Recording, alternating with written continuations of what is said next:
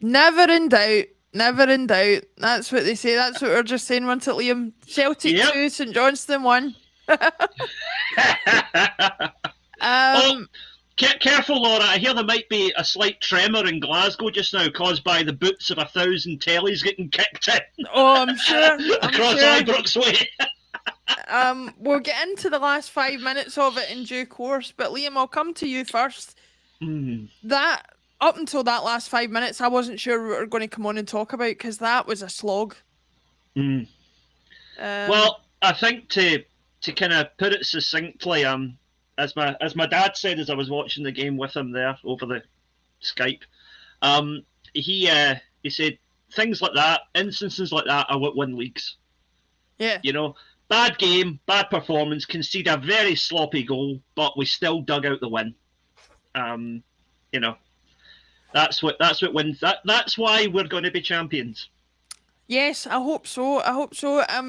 Jared, the second half, more of the same from St Johnstone. I have to give them credit. They really did do what it was that they came out to do, and really stifled any chance we have of creating or scoring a number of goals. What did you make of the second half performance and compared to the first? I got me notes here, but the last 5 minutes means bugger that.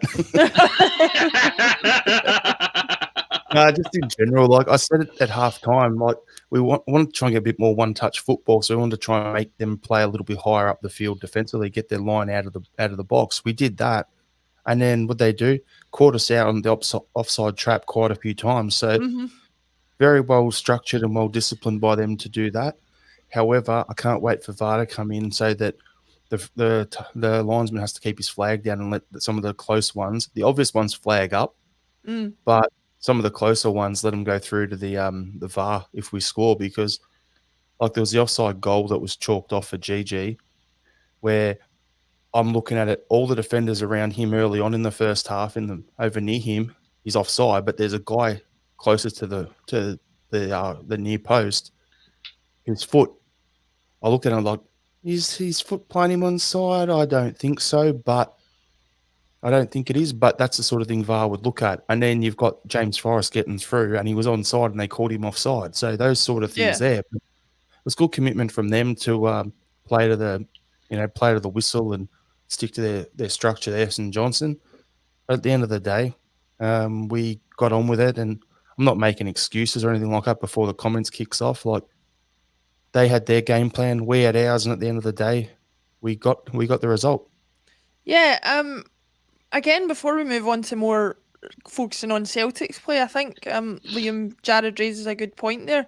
The first half, they really St Johnstone really parked the bus and sort of banked themselves in and invited the pressure on themselves, but kept us out.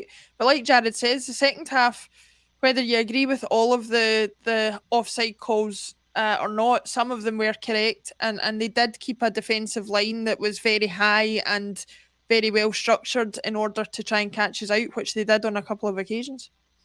Yeah, I think that, again, I'll say the same thing I said after the St Mirren result, which is these quote unquote smaller teams should take heart from the fact that if you have a game plan and you stick to it and you persevere with it and you're well organised and well drilled, you can get, it didn't quite happen for St Johnstone today, but it came within like 90 seconds of happening. You can get a result against bigger teams. Yeah, absolutely. What do you make of that, Jared? What Liam's saying there? I mean, I think that is a concern of mine that I have, that there is a way to shut us down. There is a way to negate what we do, regardless of how dominant we do appear in some games. Yeah, I get that, but at the same time, all it's going to take is, because if people are seeing it regularly, like St Mirren did it to us, and then St Johnstone's made it difficult for us. Teams are going to be saying, okay, that's the way to beat Celtic, but all it's going to take is a few teams to do that and it not work, and us to absolutely pump those teams 4-5-0 again, and teams will stop throwing those tactics at us. They'll try and come up with something new again. So it's the evolution of football there. Like, I'm not really too fussed. It's disappointing that, it was that we're not out there pumping teams 5-0, but being realistic, these are the sorts of wins against that level of team that we have to do. Because last season, it wasn't all about the derby wins, was it? To win us the No. league. So that's what we've got to look at and go, well, did we collect 3 points today in a tough, hard slog? Yes, we did. So we earned it. Great. Let's bank those points and on to the next one. Yeah, For those, I think those that's other fair. clubs, though, like St Johnstone, this is their cup final. This is a cup final. They play against us and against Rangers, and it's a free hit for them if they pick up a point, let alone 3. Yeah, I think that's fair, and but that's just something that we as Celtic always have to deal with. We'll move on to some of the positives in a second, but just one last final push. If you haven't done already, please check the description below this video. You'll see links to the voting pages for Axom to potentially win a Best Video Content Creator award at the Football Content Awards, which are being held in Manchester later this year. We would really, really appreciate your vote. We're up against some big content creators, so any vote that you can send our way would be a massive help. Liam, we'll go on and talk about the last 5 minutes because that really contained 90% of the action. The goal we conceded against that St Johnstone scored against us in the 90th minute, the result of a foul by Carter Vickers, which they then took the set piece and scored from. Before we get to how the set piece was defended, I guess the question I wanted to ask you was, are you a bit concerned by, the way in which we have given away that set piece, that we've not thought more carefully about the fact that, that is what St Johnstone will have been focusing on throughout the week. That is how they'll have seen their chances coming, and there we've presented one on a plate to them just before the end of the match. I think what concerns me more, because the thing is, just Celtic being Celtic and the way we play, teams are always going to get a chance here or there against us. I mean, I thought St Johnstone had their chance with that Stevie May shot, the one where Joe Hart made the magnificent save, which I hope everybody who was getting ripped into him on Wednesday night will make note of that. That was that was a match-defining moment. But we passed up so many opportunities before they scored.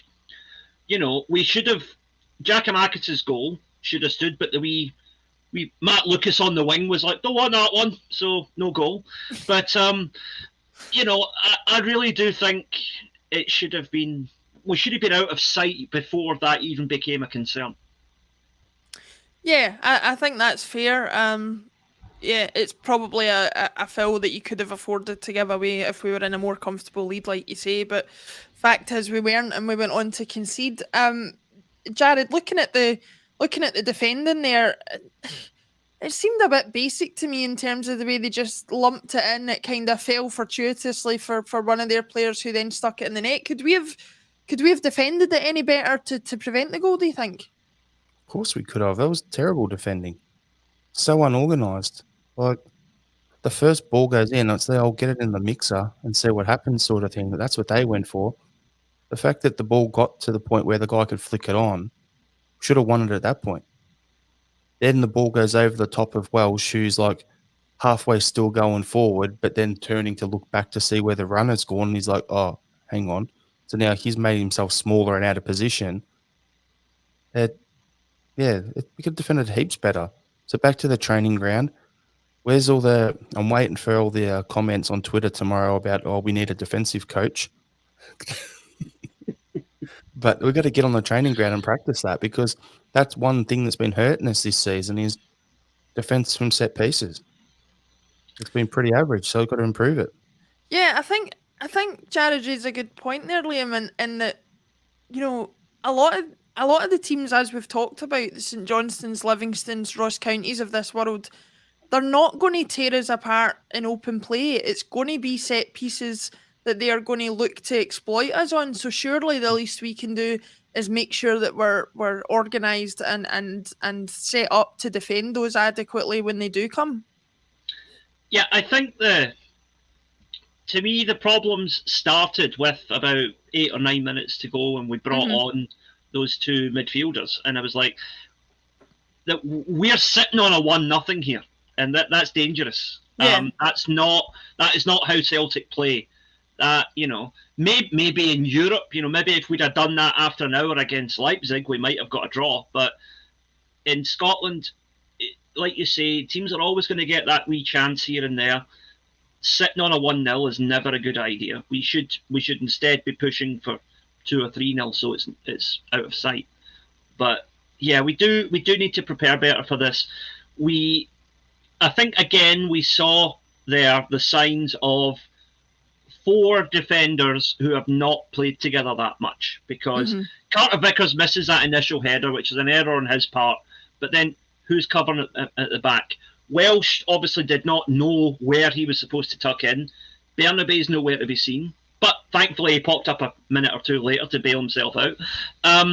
But it's just it's just indicative of a team that has not played that much time together. Yeah. I'm going to bring this up. Anybody who has been watching today might see that FOTMob has become my brand new favourite thing, so I'm going to share it here. But there was an interesting thing that I saw, which was ball possession 75% compared to 25% for St Johnstone. But when you actually look at the total shots, we only had 11 compared to St Johnstone's 8. We created the exact same number of what's termed big chances, and we missed the exact same type. So actually, we're in a situation where, for all the possession that we had, we weren't any more effective going forward for the majority of the match than St Johnstone were. I guess this brings a new concern, Jared. We've talked about how wasteful we are with the chances, but I think today it was even worse than that. We didn't even create as many of them as we should have. Is that something that's going to concern you going forward? That the number of chances was on the downward trend, as well as the fact that we didn't take them when we had them? Yeah, but it's not just that, Laura. Have you still got those stats available that you can bring up again or not?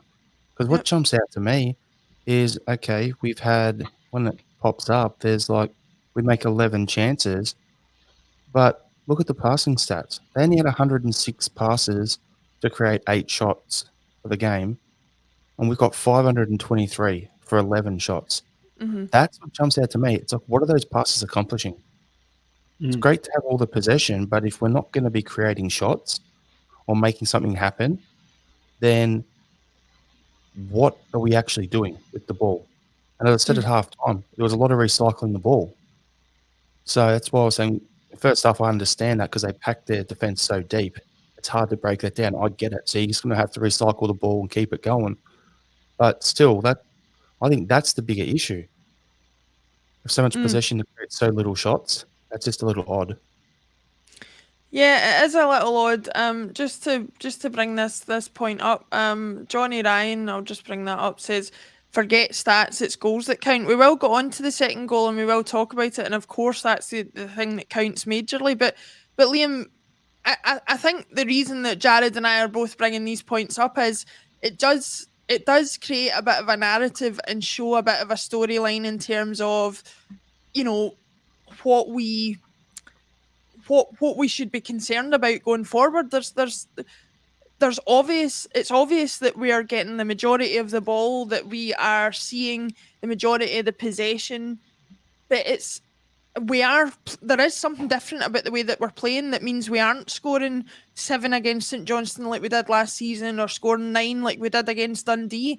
There has been a bit of a change. Do you think it's just a mental thing with the players? Are they getting tired, or is it something more than that? I think it's it's a slight lack of cohesion, because we have had quite a few injuries so far. Not an excuse, but a contributing factor, shall we say. But also, I do think that you have to give some credit to the opposition here. Yep. St Johnstone have managed to create that many chances with only 25% possession. That's really clinical. If we could show that level of chances to goals to possession ratio, we would probably beat Leipzig the other night. Yeah. That's the difference. That's what Jared's talking about with these fine margins that you get away with in Scotland, but you don't get away with in Europe. There's actually a lesson we can learn from St Johnstone there, in terms of using what possession you have efficiently, as opposed to just maximising your possession. Because as a commenter says, the fact that we've got 75% possession means hee-haw if we don't win the game. So Yeah. I think that's a fair point, though, is flipping it on its head. We had 75% and St Johnstone had 25%. And goals aside, obviously, it was pretty equal according to everything else. But goals are obviously all that matters, and so we'll go on to that. Liam, I'll come back to you first on the goal. It was Giakoumakis. It appeared out of nowhere, almost like a counter-attack, that goal. What did you make of that goal? Was that just St Johnstone switching off in the last couple of minutes of the match, or were we more deadly and effective than that? I think it was a combination of our hunger. The fact that after St Johnstone scored, they didn't really know what to do because they were like, oh God, we're going to get a draw here. And they let the excitement get a wee bit ahead of them. And I think it was also just a further personification of Ange's we never stop mentality. Yeah. Because we don't, we're thinking, oh no, 3 minutes into injury time and it's one each. What are we going to do? And he's like, we're going to go up the park and score because that's what Celtic do. And Bernabe deserves huge credit. That he shaded quite a lot in the second half, I thought, compared to... He was very lively in the first half, didn't do much in the second half. But then, in the 95th minute, to find that burst of pace, to put that such an exquisite ball across the goal. I mean, Giakoumakis does really well to get to where he is, but any of us could probably have put that in from that position with that ball because it was such a beautiful ball. All it needs is a touch and it's in the net. Yeah, that's an interesting one and a point that I wanted to follow up with Jared, so I'll do that. Jared, Liam touched on there the importance of Bernabe in that second goal for Giakoumakis, the quality of the ball that he put in, basically putting it on a plate for a player of Giakoumakis' quality and with the finishing abilities that he's got. Where do you think Bernabe stands in terms of the pecking order going forward? Because for all the things that we've come up with that are reasons to be disappointed with the performance today, Bernabe wasn't one of them. He certainly put in a good enough performance to suggest to the manager he might be worth a further run out. Do you not think? No, yeah, I agree with that. We spent quite a bit on him. We got him over. There's always that settling in period at a new club, new culture, and a language that he doesn't naturally speak. So he's had to come in and learn a new system. And then he's had Greg Taylor in probably the form of his life in front of him all season. So it's been hard to get a chance to get into the squad. So the fact that he's come in today, yeah, he misplaced a couple of passes, 3 or 4, I think I counted in the second half. But his work that he did in the first half, his defensively positioning in general was pretty good. And then you get him out there, so there's no real loss on if Taylor was in or him in there. And then to come up with that play, 95th minute, that just shows that not only is he's a player that's there for the big moments. If you're willing, if you're, 2-3 starts into it, and you're able to come up with that play in stoppage time, to help lead you, get your striker the goal to get us pick up the 3 points. Like, yeah, he's really ramped it up now. Now the pressure's back on Taylor. Yeah, I think battle for it now. Yeah, I think that's a fair point, Liam, that Jared makes. It's almost just a positive thing in general that Taylor's been rested for today. Bernabe's come in. He's staked a claim. The pressure will be back on Taylor to do the same the next time he gets an opportunity. That's the kind of competition you want at the club, isn't it? Absolutely. And the good thing is each of our fullbacks offers us something a bit different. I think Juranovic is the best overall player of the 4 of them. Bernabe offers pace. Taylor offers more in a defensive sense. Ralston is just an excellent all-rounder. I really think it's one area of the team where we have depth and we have quality, and it's exciting that we have that competition because, as we've seen from Taylor so far this season, Bernabe's signing has clearly made him a better player. Now, Bernabe has thrown down a challenge today and said, well, look, here's what I can do. And Ange is going to have a difficult decision to make on who who starts the next game. Bernabei will probably end up as a substitute because Taylor has not put a foot wrong this season when he's played, and he wasn't dropped today because of form. It was a tactical thing with Europe in mind. But yeah, Bernabei keeps getting performing like he did in the first half in terms of his overall play and setting up goals like he did in the last minute there. Then he's going to be a very difficult guy to leave out the team. Put it that way. Yeah, absolutely. Speaking of which, we'll go ahead and look at the upcoming match on Tuesday, against Leipzig, followed by the match next weekend against Hibs. Jared, I might be jumping the gun here and saying it, but I'm assuming that we're going to see a very different lineup on Tuesday compared to what we did today. Would you agree with that, or do you think there are going to be some people remaining in place for Tuesday? We'll see some changes, but it's going to be a different sort of game because, well, first of all, the level of the opponent goes up a bunch of notches, so the level of focus goes up. So I'm just looking at it going, of course it's going to be different. You're going to pick different players based on different things. Now, Giakoumakis, the way he's played today, I don't think you can drop him with the form Kyogo's been in recently, so he'd be in there.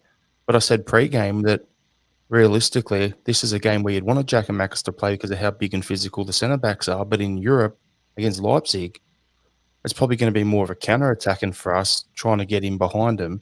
So that game and the way we're going to have to play that and approach it is probably more going to suit Kyogo as a striker. Mm-hmm. So there's a bit of a headache for Ange right there. And then the same thing goes for, okay, with the form Haksabanovic had in the number 10 today, do we play him there or do we put O'Reilly and Hatate keep the same midfield? Or do we look to bring Abelgard or someone else into the 6 and just keep O'Reilly and Hatate in the 10 and the 8 positions? So there's things to think about. Juranovic will come back in more than likely. Taylor will probably come back in as well. But they've got guys biting at their heels now for their jerseys. So plenty of options. Yeah, Liam, we talked about the midfield and the enforced changes that have been made because of McGregor's injury at half-time. We talked about the changes there and the fact that we've got O'Reilly, Hatate and Haksabanovic on the pitch. Haksabanovic taking that number 10 role with O'Reilly and Hatate being forced to play a little bit deeper than they normally would. Is that too adventurous a midfield for you for Tuesday, or do you think that that's one aspect to the team that might stay the same for Tuesday? I think that is something you don't change. I think that is something we stick with because it gives us an unpredictability. In Europe, if you look at, ultimately we lost this particular game, but looking at the Real Madrid game in the first half, we shocked them with how aggressive we were and how much we went at them. Real Madrid were not expecting that, right? They clearly were not expecting that. Leipzig are going to expect a Celtic team that's similar to what they played last week. But the absence of McGregor and the fact that Carter Vickers is back in the team necessitates that it's going to be a different shape of team. And I think, go with Giakoumakis up front because they're not going to be prepared for that. Play Haksabanovic in the 10 role. Again, I think probably start with Abada ahead of Maeda because on current form, Abada is doing better. And I think you want someone who's a bit more direct against a team like Leipzig. And I would go with pretty much what we had today. The only exception being, I think Taylor comes back in for Bernabei just based on the fact that Taylor has done nothing wrong and does not deserve to get dropped. But get to the second half, if we're chasing the game, swapping Taylor out for Bernabei gives us an extra attacking edge. So that's also a good option to have.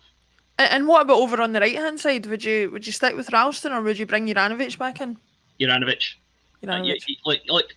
Tony Ralston, as I said before, is the most improved player at Celtic in a number of years. But I think in terms of all of our fullbacks, Juranovic is the classiest of all of them. And I think that, there is no way that Celtic's strongest team does not include Juranovic in some way. Yeah.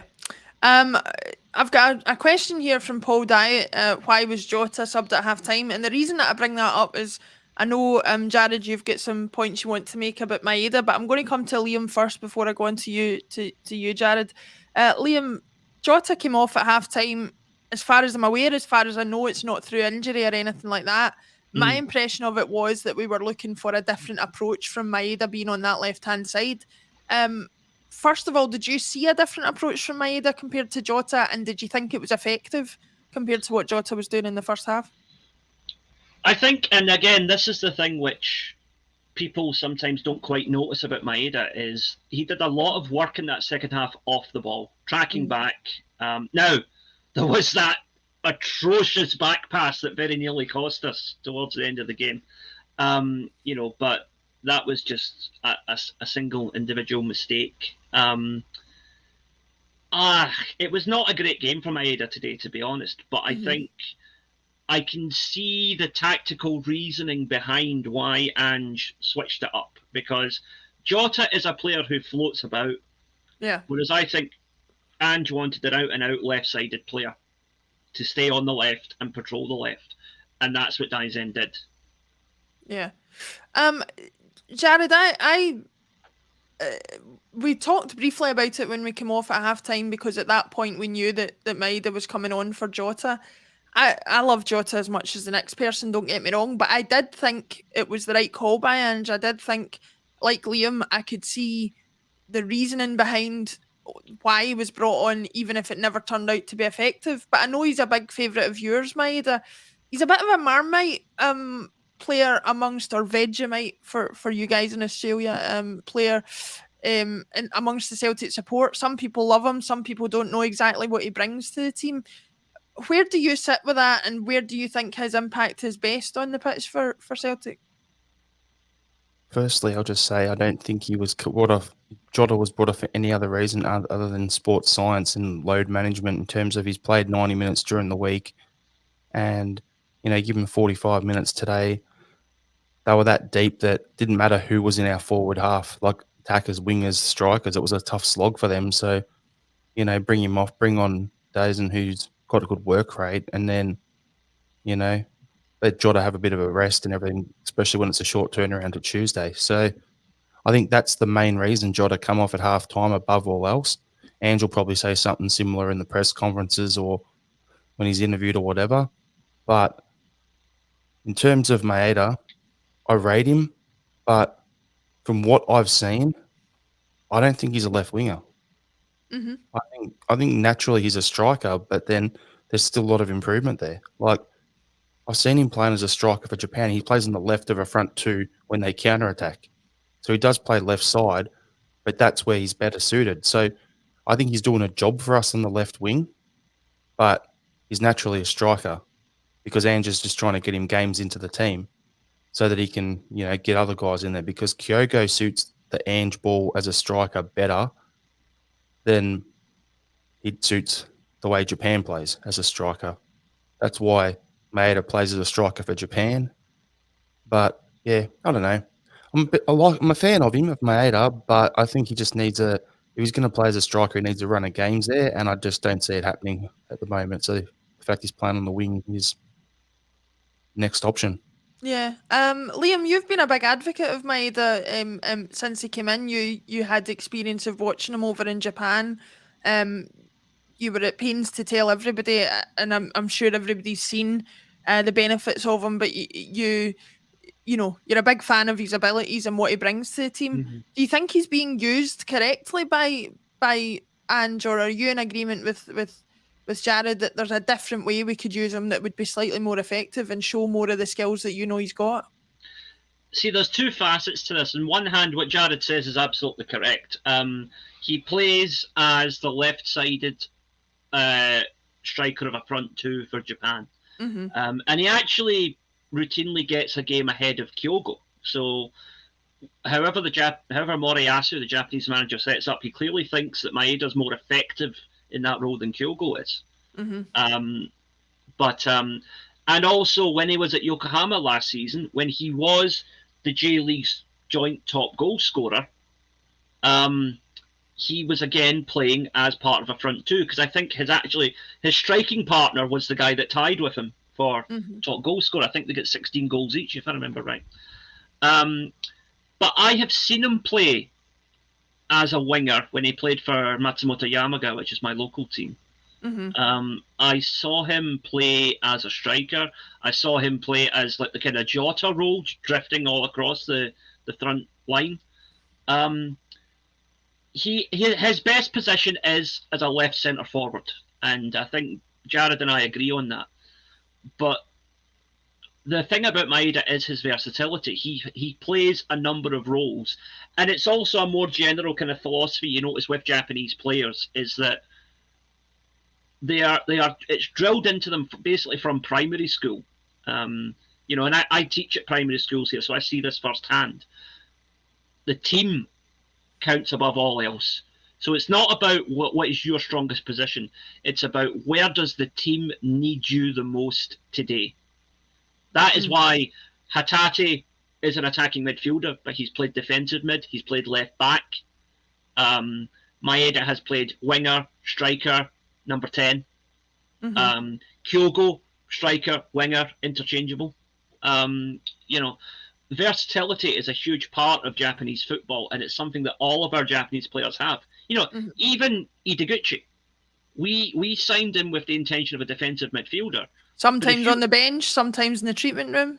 Yeah. But what I was going to say, when he was at Osaka last season, he actually played a much more attacking role. So he has, as much as we've not seen it yet, he does have the ability to play multiple roles. I know. I'm just jesting, but yeah, I get your point. Yeah.